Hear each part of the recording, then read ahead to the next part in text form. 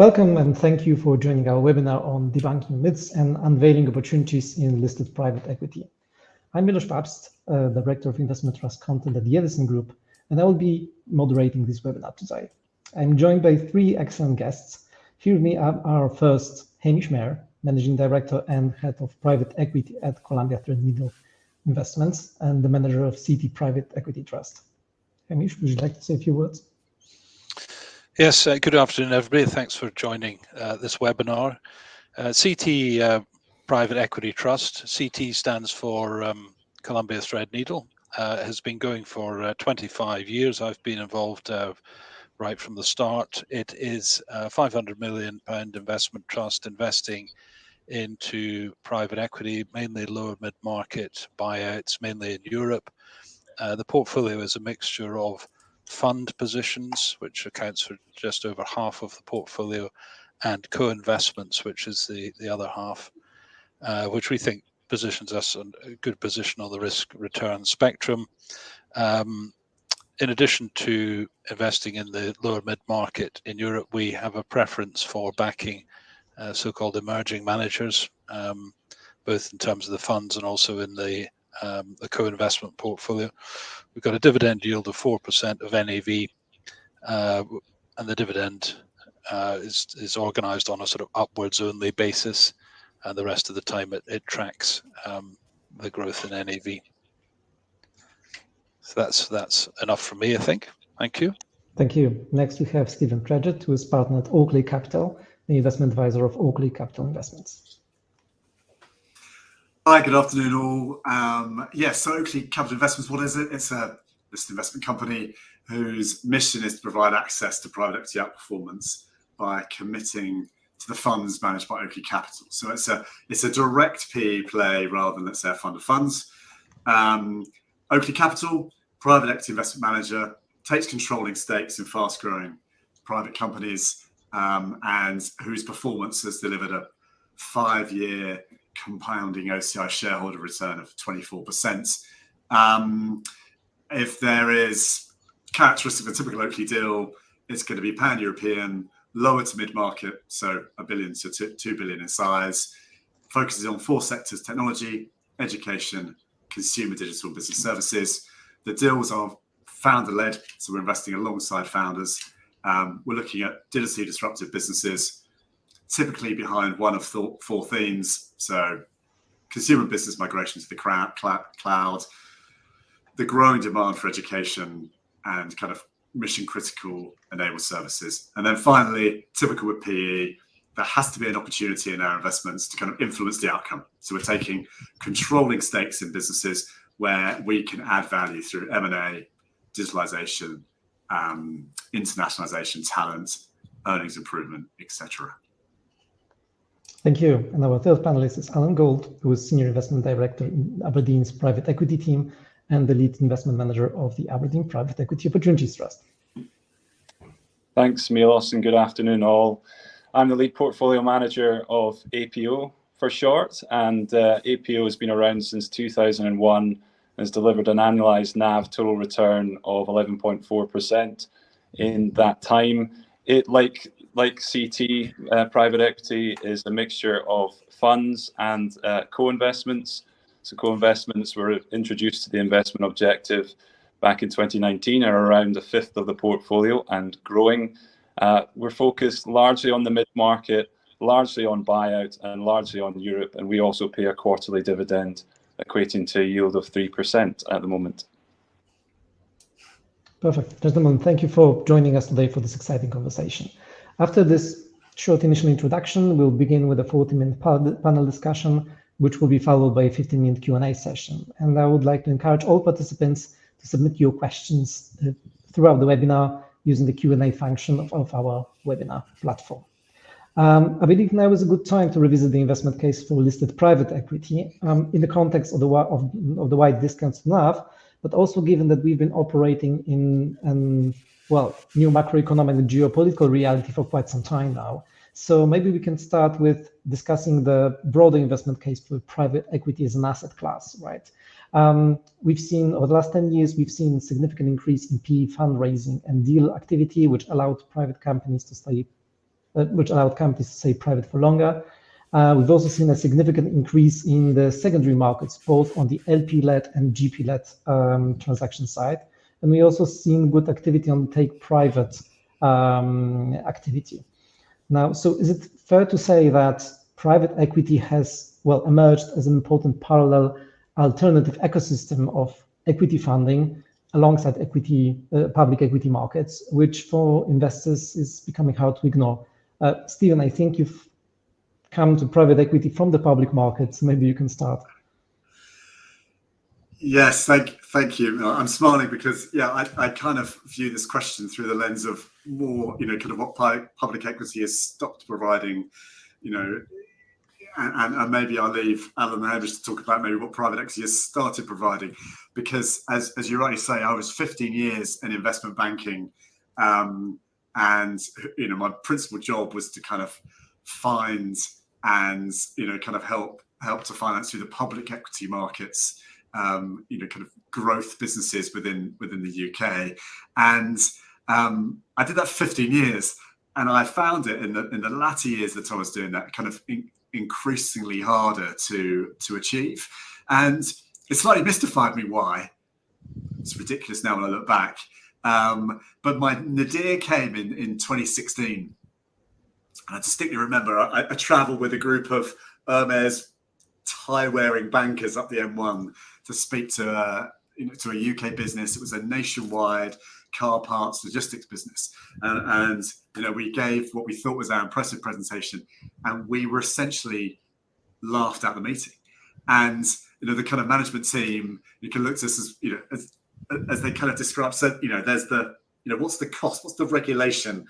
What are the restrictions? How do I do M&A? What's the reporting requirements? This kind of long list of things that were increasingly required and have got more onerous since that meeting in 2016.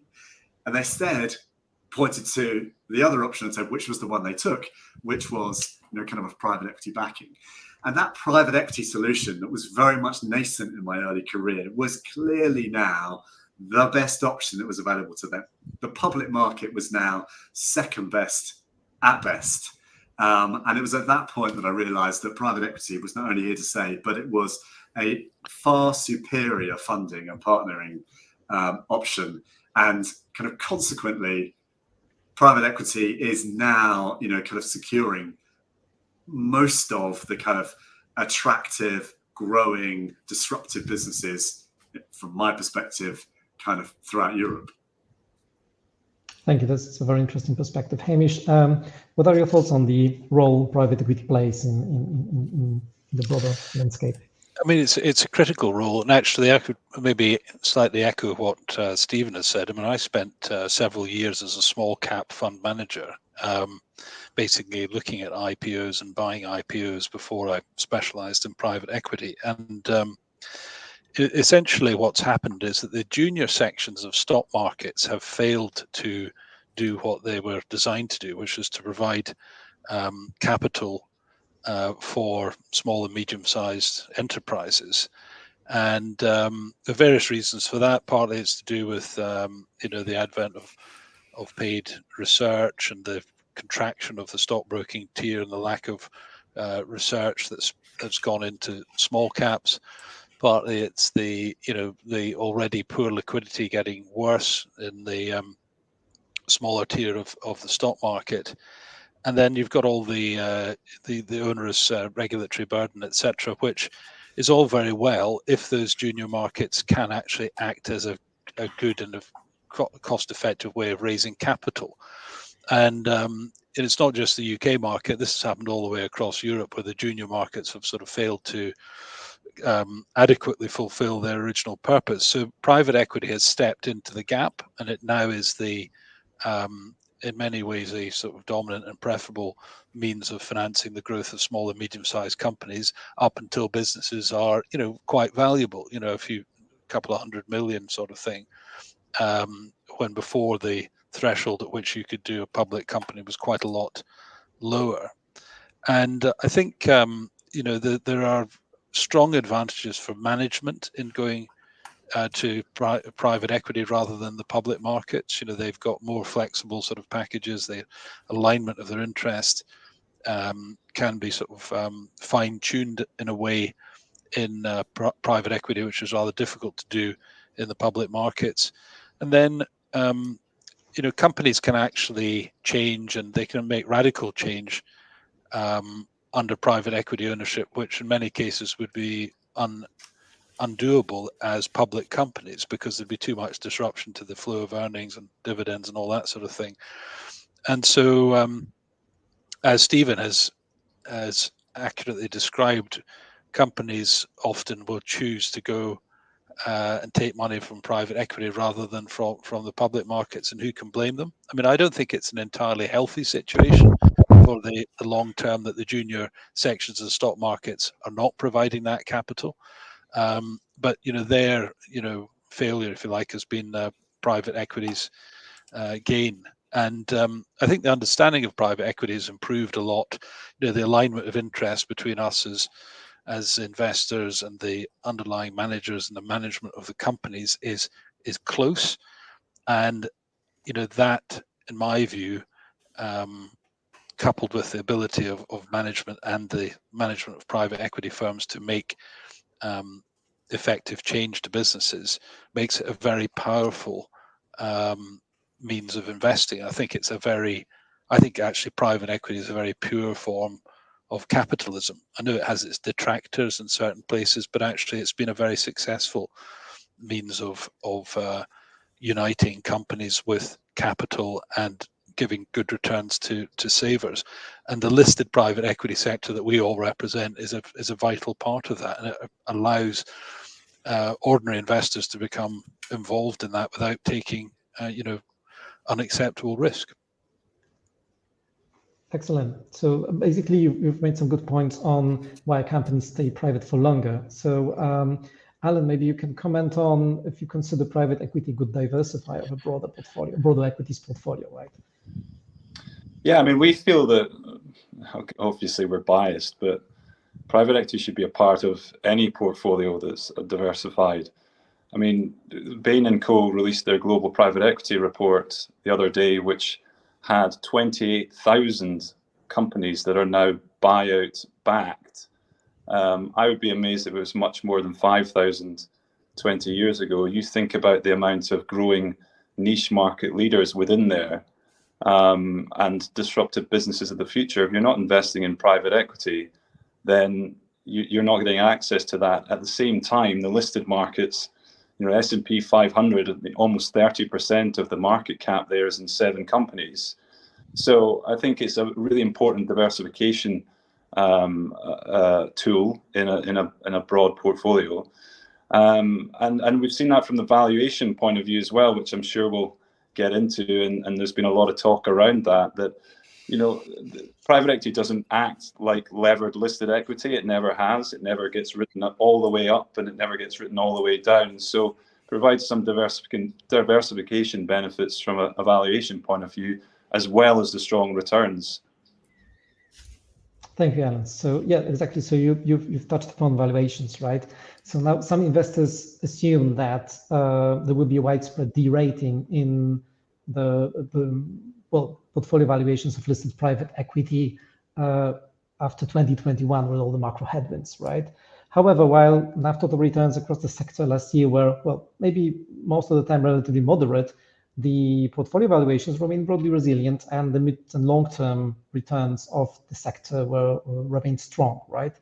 So Hamish, maybe you can talk us through what do you think were the key reasons behind that, apart from the valuation techniques applied to portfolio holdings? Yeah, I mean, I think private equity is not completely divorced from what goes on in listed markets. So there is a linkage in that the valuations are compared against the analogous listed company with various adjustments made for size and capital structure and all that sort of thing. So that there is a link between what goes on in the listed markets and private equity. However, private equity is different. You know, it has a different spread of companies. It has, as Alan has just said, it has exposure to sectors that you cannot find exposure to through the listed markets, and certainly you cannot find the sort of pure plays that you can get through private equity.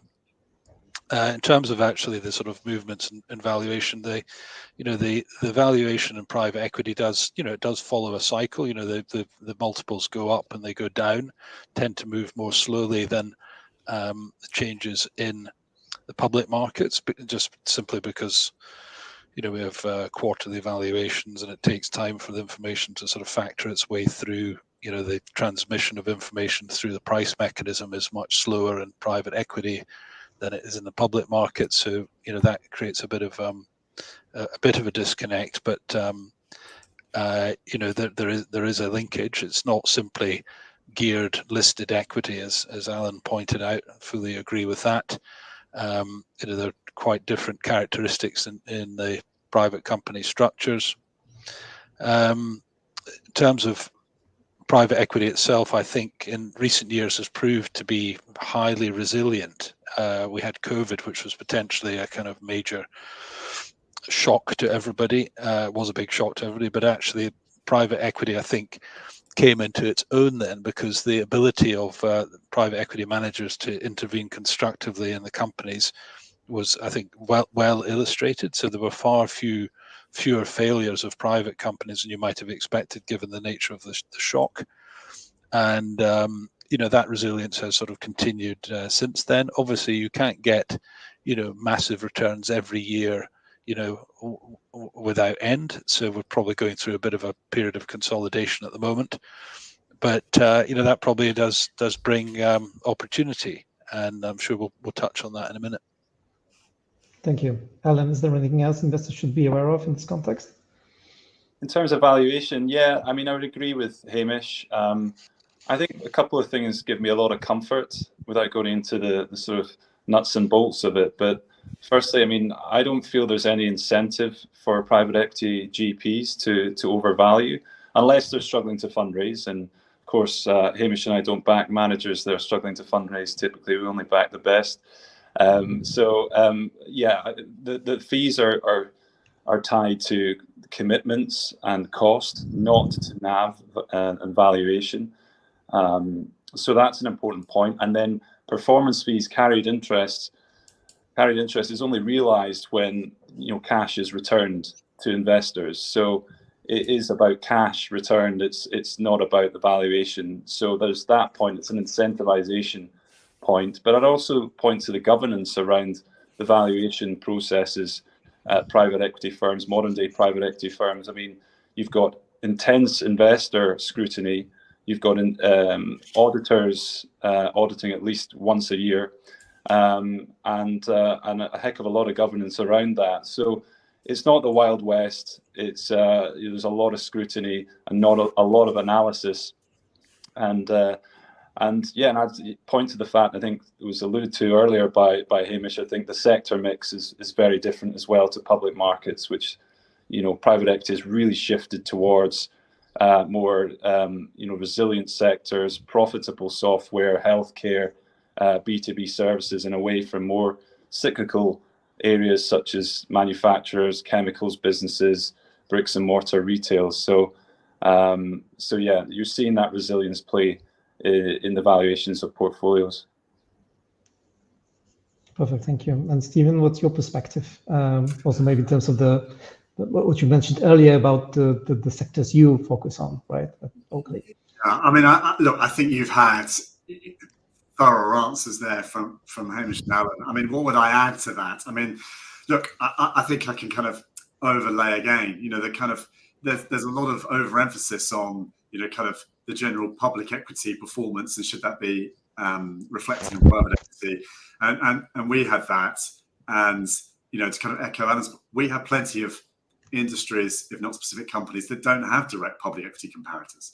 We've got an online higher education solution in Germany, which has been growing for the last 5 years, compounded at 50%. Now, there's nothing within the UK public market or wider that's quite comparable to that. It's $1.5 billion in size.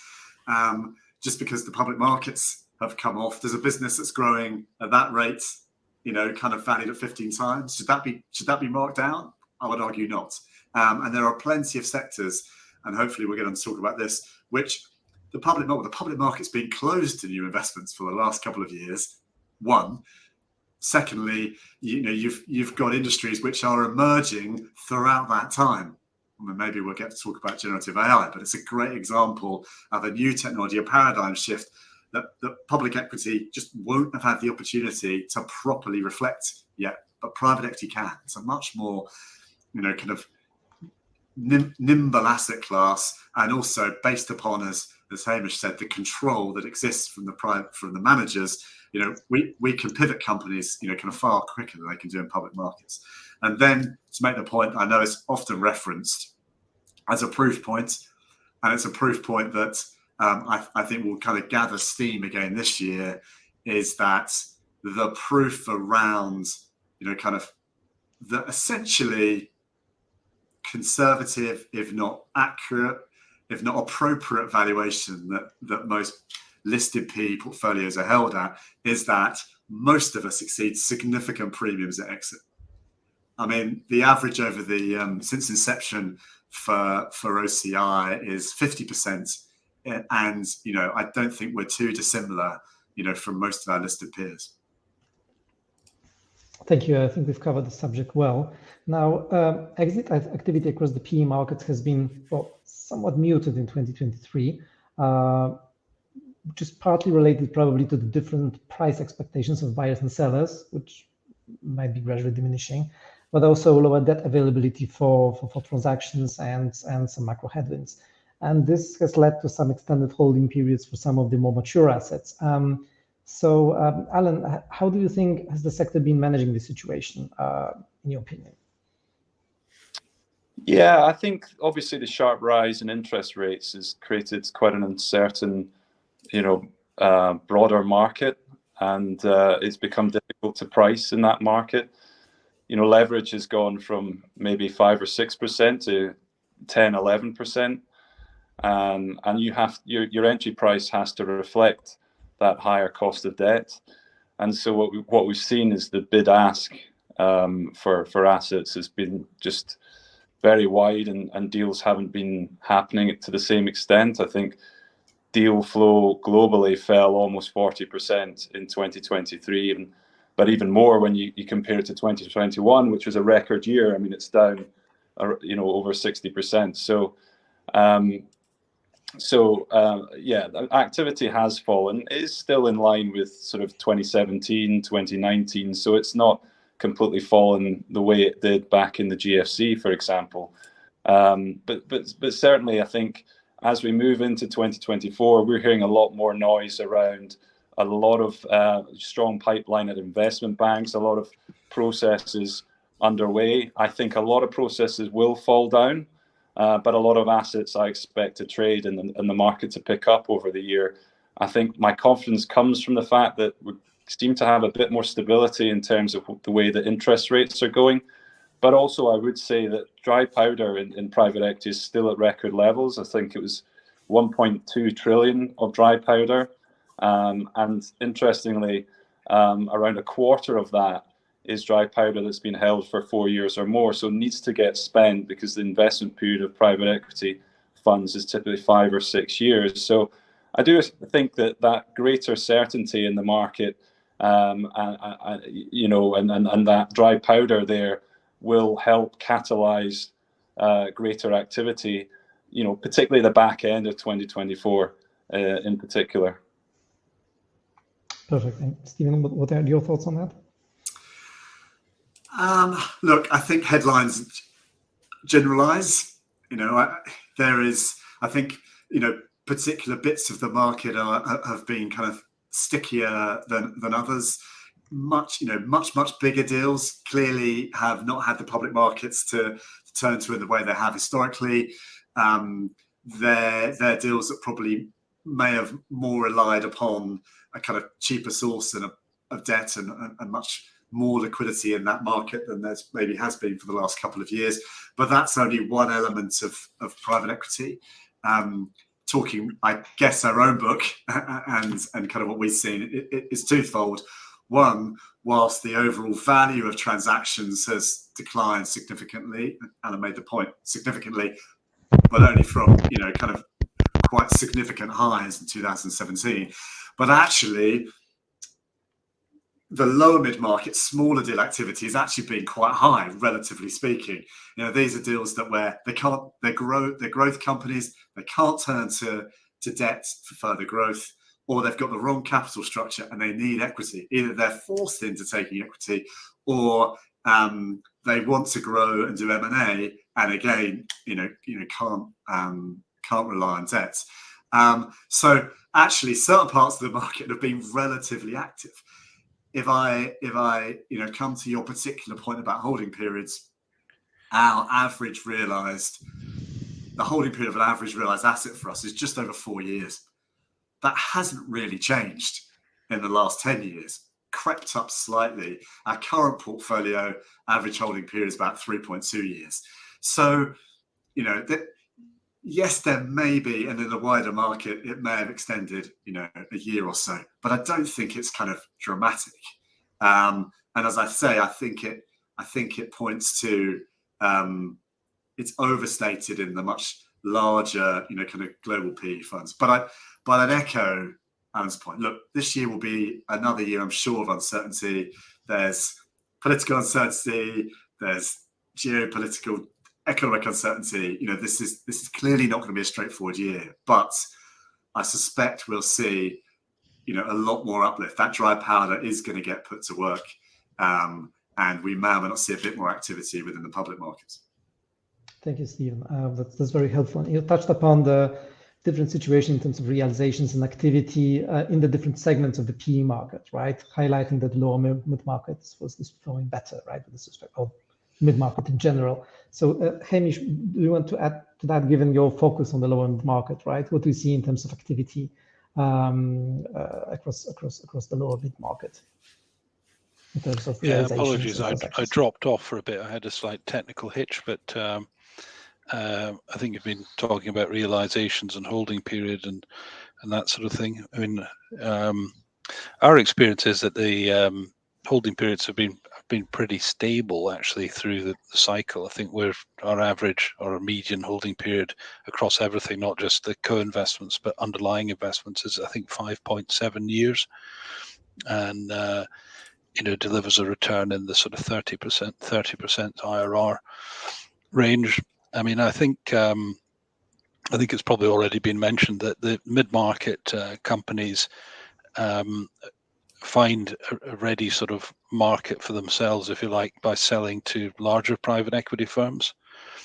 And a lot of the big private equity firms have raised huge amounts of money in recent years and would like to deploy that capital. Obviously, they are price sensitive, so they're not going to sort of get completely carried away, but they are a natural place for the smaller firms or smaller funds to sell their companies to.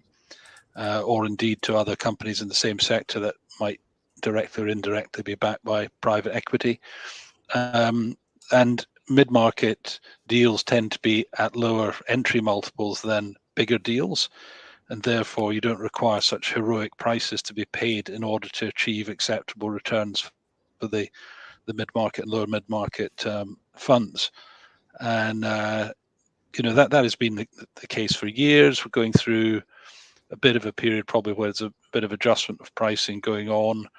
There's been a slight hiatus in terms of deals, but the evidence I see is that things are beginning to pick up again, and a lot of deals were kind of moved to the right, partly because getting debt together for deals has been slower than it had been in recent years. And obviously the cost of debt has gone up a bit. So that all leads to a bit of a sort of slight slowdown. I think that period of adjustment is probably coming to an end. And, there are literally hundreds of thousands of companies and deals that could be done in the mid-market of private equity across Europe. So I think we will probably see quite an active year this year after, possibly a less active year last year. Excellent, thank you. Alan, Stephen, do you want to add anything to that on the realizations rate side and deal activity side? No, I mean, the only thing I would say is that I look at our book and the broader private equity market. Close to half of the private equity-backed companies out there and in our portfolio have been held for 4 or more years. So that should suggest, if the average hold period is 5 years or so, 5 or 6 years, that a lot of these are ripe for exit. So when activity comes back into the market, combined with the dry powder that the larger guys in particular have, that should fuel some pretty good exit activity and in general quite a good activity. And actually have seen some IPO activity, or certainly CVC's intention to float Douglas, for example, in Frankfurt. So interestingly, starting to hear noises around IPOs as well from private equity-backed companies. So yeah, I think there's all positive noises for the year ahead. Yeah, I mean, we would echo exactly what both Alan and Hamish have said. I mean, we probably have 28 portfolio companies. 2024, I suspect you'll see 2 to 5 of those be realised. Thank you. Now, given the wide discounts to NAV and in some instances more moderate realization activity, how are listed PE companies reconciling the need to preserve balance sheet headroom with obviously seizing attractive investment opportunities, either in terms of platform investments or supporting companies in their bolt-on acquisition activity, and also rewarding shareholders through dividends and buybacks? What do you think? What's the best way to reconcile those different needs? Stephen, do you want to go first? Yes. So I think the first thing to say is, look, the OCI board, its job is to kind of assure, it maximises return for shareholders. Point one. Secondly, it has to forecast its cash flows kind of a number of years out. And in forecasting that cash flows, it then has to make kind of medium to long-term decisions about how much it then commits to the Oakley funds. It doesn't have the flexibility of, it doesn't get a pound of cash in the door and then say, okay, where does that pound of cash go? It goes to a secondary, a co-invest this fund. It's saying, okay, I expect to get a pound of cash in 3 years' time. And at that point in time, I need to make sure that I'm deploying it so there is, limited cash drag in the vehicle. So if you look today at we have 200 million of cash, a credit facility, and we have committed that cash. So that is enough cash to cover, a couple of years of drawdowns by the funds, which we have committed 1 billion of capital, which is going to draw that capital down over 5 years. So there is a balance between the cash we have, kind of meeting the requirements of the funds. And that's the best, that you can hope a board will do, because it can't take a view on what the OCI share price is going to be in, kind of 1 to 5 years' time. Its job is to give shareholders consistent access to the vintages and strategies that Oakley Capital is going to deploy over time. Now, if there is excess cash to that which is forecast, its job, we believe, is to return that cash to shareholders. There's 2 ways of doing that. Obviously, dividends. Now, we're not an income generator. We're a capital growth vehicle, and so whilst we, deliver a dividends, it's not really the source of returns for shareholders, and nor would our shareholders expect it to be. So it's a modest dividend, and it's one that's kind of is being maintained. We are the second largest buyer back of shares over the last 3 years. And I think whenever we have excess capital, we've committed to continue to buying back the shares. Now, you said in your question around, kind of the discount and closing the discount. And when we should say, one, I mean, there's very little evidence that buybacks close discounts. Buybacks enhance NAVs per shares. So they're a great generator of NAV growth. They don't necessarily drive discounts. And while I'm on my hobby horse, I mean, discounts are appealing in that we hope they will close.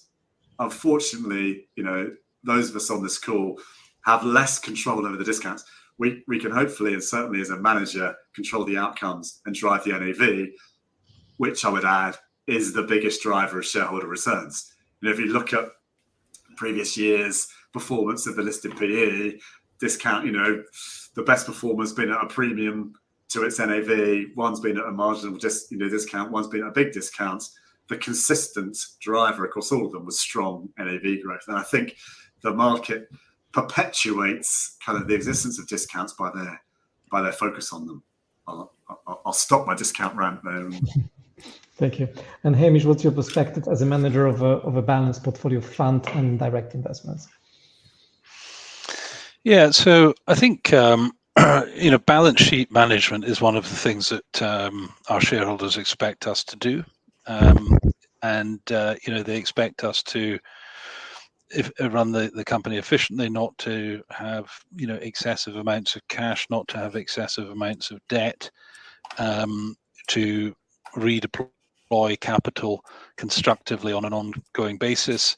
We manage that with a mixture of commitments to funds plus a sort of co-investment program. It's all about predicting the future, and none of us are experts at predicting the future precisely, but in general terms and the aggregate outcomes, we need to be reasonably good at that. Make sure that the companies don't end up being sort of overstretched in any direction. And in our case, we have a dividend to maintain, so that's just an extra objective to be added in there. How do we do that? Well, we've been doing it for 25 years. I mean, it does involve large spreadsheets and lots of assumptions and iterations and discussions with boards and adjusting course when the environment changes. And I think we also have things like a borrowing facility, a large revolving credit facility, which can take the strain if there's a big gap between realizations and drawdowns, and that happens periodically. I mean, it's a fact of life, and markets have a degree of cyclicality, even if the long-term trend is upwards, that you will get these things. And this is all just about sort of proper prudential management of all these things. Obviously, the discount, which we've touched on, that is a bit frustrating. I think we've already, commented on the fact that exits generally are at a significant premium to the previous carrying value, which would suggest that valuations are actually quite, more conservative rather than unconservative. The stock market never seems to give us credit for that, except when they're in a sort of full risk-on mode, which is when the discounts narrow and occasionally you get shares at a premium. I mean, we've been on a premium, I think, twice in the entire 25 years, and each of those periods was so short as to be unusable. Even if I'd wanted to issue stock at the time, it was such a short period of time, it wasn't possible. Now, I sincerely hope we do get to a situation where it is possible to be trading at or around NAV, because we'd then be able to grow the asset base, which would actually enable a broader range of people to get involved and all that sort of thing. But our job is about managing all these kind of different factors. That's part of the reason people pay us a management fee, is so that we can deliver that. And I think you've got a number of experienced people in front of you this afternoon who've done a good job at that. So I don't think it's something that the shareholders should get too worried about. Excellent, thank you. And Alan, what's your view, maybe also in the context of the increasing share of co-investments in your portfolio? Yeah, I mean, it's exactly what Stephen said. It's a balance, isn't it? Because this will tell you times like this, are the times when private equity makes some of its best investments, because pricing is more reasonable. Assets that typically don't come to market for various reasons do, like family-owned businesses, there's P2Ps, there's carve-outs. So you want to take advantage of this, and we don't try and time the market. We try and stay consistent in our levels of deployment. But I guess you can't ignore, or boards can't ignore, the fact that these discounts are historically wide. I mean, our discount has only been wider at the start of the GFC, during the GFC and the start of COVID. So when you look at that vis-a-vis a secondary transaction we could make today, it makes sense to buy back, because there is this dislocation between what the secondary market in private equity is pricing assets at and what listed private equity is being priced at. It makes no sense why there should be a difference. And I think it's about the education and the access to information that secondary buyers in private equity have versus, public equity.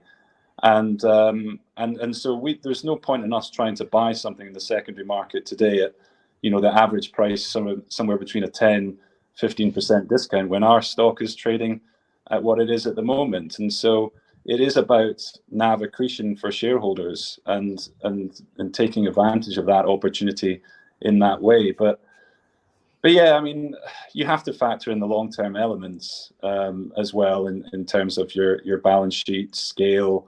Liquidity of stock is important as well. We hear that a lot from larger institutional shareholders, that's very important to them, and is often a reason why they don't invest. So we've got to factor in those points as well when considering a buyback program.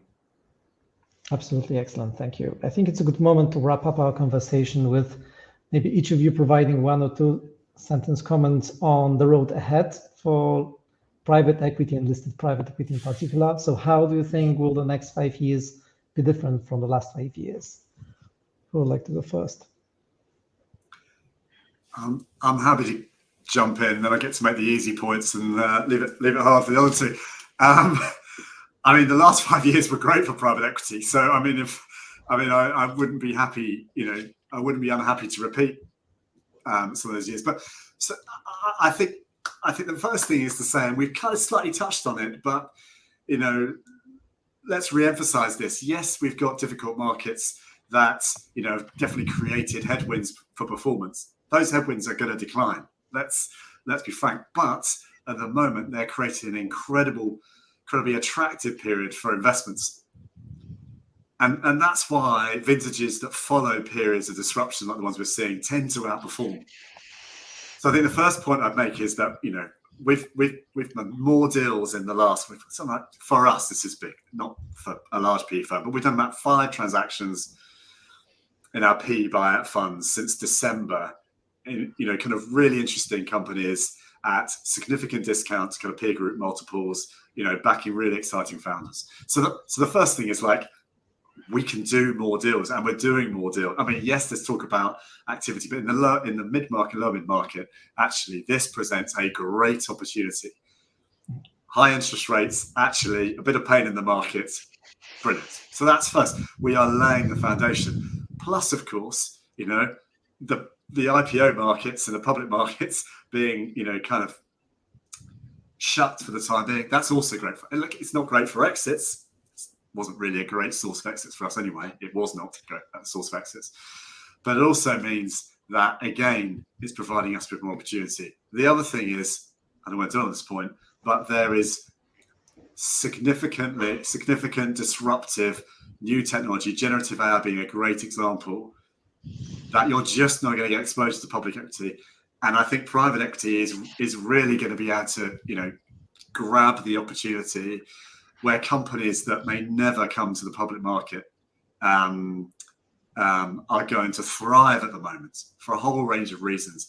And privately backed companies can pivot quicker on generative AI and can take advantage of that and can transform the services they're providing to their customers. The other thing is we're going to get realizations. That is going to be an NAV catalyst. I think if you thought about the last few years of PE, 2022, valuations. Your valuations are nonsense. We can't trust them. Fine. Then we proved that they weren't nonsense. In 2023, the question was, the PE model's broken. High interest rate environment. You've just been buying and selling to yourselves. Now you're not doing deals. PE doesn't work. Well, hopefully going into 2024, we've proven it is working. I think there'll be more realizations to prove that point. I think this could be a really interesting event horizon. And then finally, if I'm allowed one more point, I just returned from the States, meeting some of the big pension funds out there, and particularly in California. And I was told consistently by them, Europe is a good 10 years behind the US. 10 years behind the US in a whole range of ways. The pervasiveness of private equity, but most importantly, the perception towards private equity. I mean, generally, it's not particularly well understood here. And there is still a negative perception around PE. There's still old, lazy, kind of stereotypes of PE that are just completely out of date. In the US, they slightly laugh at that we're still here, that the media's approach to PE is so deeply negative that the person in the street kind of thinks it as a threat, not a driver of economic prosperity here in the UK, and the UK being one of them. That perception has to change. I think I need to stop you there because we should technically move to the Q&A session, but let me give Hamish and Alan maybe a brief moment also to... Yeah, I think Stephen's acted as a brilliant spokesman there. I mean, I think basically there's a very good short-term opportunity or current opportunity given the valuations of listed private equity, coupled with the fact that we're actually coming into a really good buying period. So there's a brilliant short-term opportunity in an asset class which has got excellent long-term potential for the reasons that Stephen mentioned. One extra thing I would add is that over the next few years, I sincerely hope that we get, if you like, more democratization of private equity, and the listed private equity tier, which we represent, is an excellent way of doing that. You've seen things like the Mansion House reforms trying to get more money into growth companies, and the UK investment trust, private equity investment trust sector is a great way to do that. One thing I would very much like to see over the next few years is a lot more of the DC pension funds committing significant amounts of money into our sector, because it's a very obvious way for them to get the benefits of private equity, which most of them seem to have ignored to date, sometimes for technical reasons, but I hope we can overcome that and we can get that extra wave of capital, which will be beneficial for everybody that's currently on the shareholder register of all our companies. Thank you. And Alan, you will get the last word. Okay, I'll be brief. I think it's just a continuation of a theme, to be honest, and we'll see more sector specialization, PE firms adding more value than ever before. We've seen firms growing their portfolio teams, the functional expertise, the former CEOs they have on their rosters to help support their portfolio companies. I think in an environment where interest rates are more normal, so to speak, they will lean even more on those value creation expertise. And I think the secondary market, we haven't really touched that much on the secondary market, but it went from 10, 15, 20 billion of value traded per year pre-global financial crisis to 120, 130 billion last year. And I think that will continue to grow, and we'll continue to see innovation there. We've seen continuation vehicles. We'll continue to see even more innovation in that area as well. But yeah, fundamentally overarching all of it, the governance model, the ownership model of PE, that active ownership, having your owner on the board, supporting the portfolio company, will continue to drive relative outperformance, I believe. Perfect. Thank you. Now, I can really see that we've got quite a lot of questions. So let me start with the first one. I think we've partly covered that, but still maybe I'll read it out. Shall we expect listed PE to continue to provide alpha over the listed sector, taking a 5-year view? How are future returns affected by the current logjam of exits and the potential need for refinancing as a result? So, who would like to take this one? I feel chastened after my long rant before. Please go ahead. I mean, Short summary, yeah. please. Yeah. Certainly. Yes, it will provide for an outperformance over public equity. I mean, I think we've kind of outlined the reasons why that should be. I mean, principally from the amount of controllability of companies, private companies, to kind of react and move quicker for value creation, and also in a range of sectors that aren't represented within public equity, that are often new economy, kind of emerging businesses that are potentially more appealing. Mm-hmm. You should expect private equity, even in the listed format, to nicely outperform the public markets as a whole, because we are taking more risk. I mean it's a controlled risk, and it's we're doing it consciously, and over through the sort of broad portfolios, etc., that we put together, over the long term, you should be paid for that risk. And actually, if you weren't paid for that risk, we would go out of business quite quickly. So you should expect an outperformance of several percentage points per annum over the long term. I mean, it does fluctuate a little bit. I mean, a really good run, you might get sort of 10 or 12% outperformance per annum. In a less good run, it might be 5 or 6% performance. But there is a premium that an investor in listed private equity should expect, and he should measure that premium over a reasonable time frame, not over 3 months or even 1 year, but over the long term. And I think if you look at the track record of the companies in our sector, the listed private equity companies, you get that. And although past performance is not a guide to the future, as you all know, it's something worth paying attention to. Absolutely. The next question is, what do you think about the ever-increasing AUM of the big private equity houses, KKR, Blackstone, Brookfield? Will the whole private equity sector move up in deal size, and will that impact returns? I mean, I can come in there. I mean, those firms are large asset managers now, and I think they will continue to grow their product set. I think the upper end of the market, and in fact the whole market, will consolidate in a way. And a lot of that dry powder will continue to be at the upper end of the market. But that said, I mean, the lower mid market, there'll still be space for differentiated players. There'll be spin outs from large private equity firms who set up their own shop at the smaller end of the market. And that's what we've seen over a long period of time, that the best performers at the smaller end of the market, outperform. So I think from a returns point of view, the lower end of the market, the mid-market, continues to be attractive, and the large asset managers will continue to be large, will continue to grow, and continue to accommodate investors that need to deploy large amounts of money in a pretty efficient way. But so yeah, consolidation will continue. These asset managers will continue to grow, but there will still be a lot of a choice of high quality managers at the lower end of the market.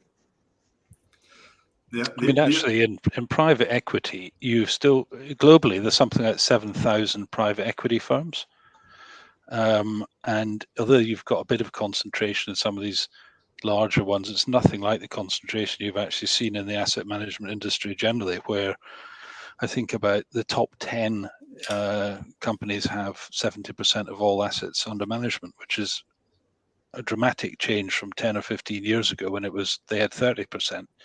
Now, I would argue actually in respect of general asset managers, I think there's a real risk of actually having diseconomies of scale kicking in at that point, sluggishness of returns and things like that, which could definitely kick in, particularly if you saw stock markets kind of have a period of going sideways.